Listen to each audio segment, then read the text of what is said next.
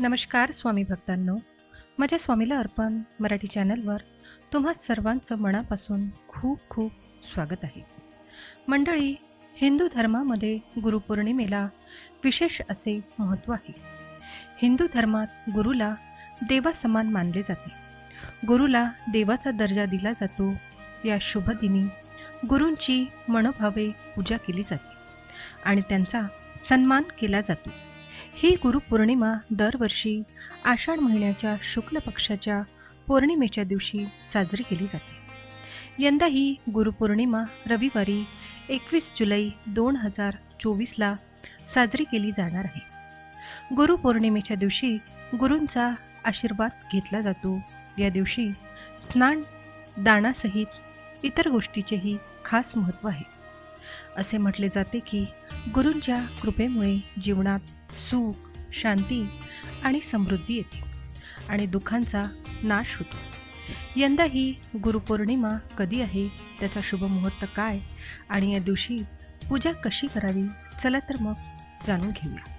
पण त्याआधी माझ्या स्वामीला अर्पण मराठी चॅनलवर नवीन असाल, अजूनपर्यंत चॅनलला सबस्क्राईब केलं नसेल तर पटकन सबस्क्राईब करा. साईडला एक घंटीचं बटन दिलेलं आहे, ते सुद्धा प्रेस करा, म्हणजे आपल्या चॅनलवर जेव्हा नवनवीन व्हिडिओ येतात तर त्याचं नोटिफिकेशन तुम्हाला मिळाल्यामुळे तुम्ही व्हिडिओ लगेच बघू शकाल.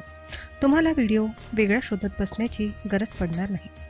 चला तर मग व्हिडिओला सुरुवात करूया. हिंदू पंचांगानुसार आषाढ महिन्यातील पौर्णिमेला गुरुपौर्णिमेचा सण साजरा केला जाणार आहे.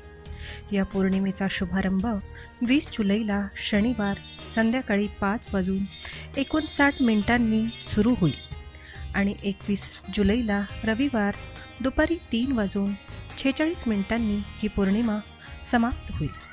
त्यामुळे उदयतिथीनुसार गुरुपौर्णिमेचा पवित्र सण 21 जुलैला सर्वत्र मोठ्या उत्साहात साजरा केला जाईल. गुरुपौर्णिमेच्या दिवशी पहाटे लवकर उठून सर्वात आधी स्नान करावे. त्यानंतर स्वच्छ आणि नवीन कपडे परिधान करावे. त्यानंतर देवाचे नामस्मरण करून दिवसाची सुरुवात करावी. सूर्यदेवतेला पाणी अर्पण करावे. त्यानंतर पूजेच्या ठिकाणी बसून भगवान विष्णू आणि वेदव्यास यांच्या मूर्तीची स्थापना करावी. फोटो असेल तरी चालेल. आता त्या फोटोवर किंवा मूर्तीवर फुले, धूप, दीप, अक्षता अर्पण कराव्या. तुपाचा दिवा लावून आरती करावी आणि मनापासून गुरु कवच पठण करावे.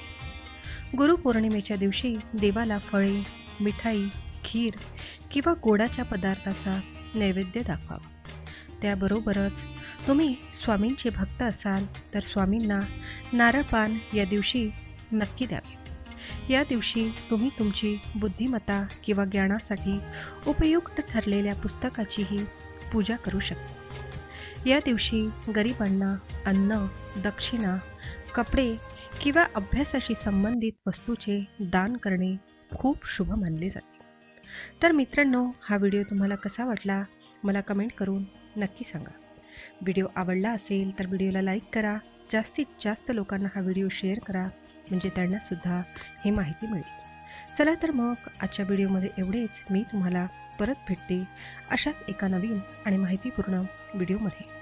तोपर्यंत सर्वांनी काळजी घ्या आणि असेच छान छान माहितीपूर्ण व्हिडिओ पाहण्यासाठी आजच आपल्या स्वामीला अर्पण मराठी चॅनलला सबस्क्राईब करा.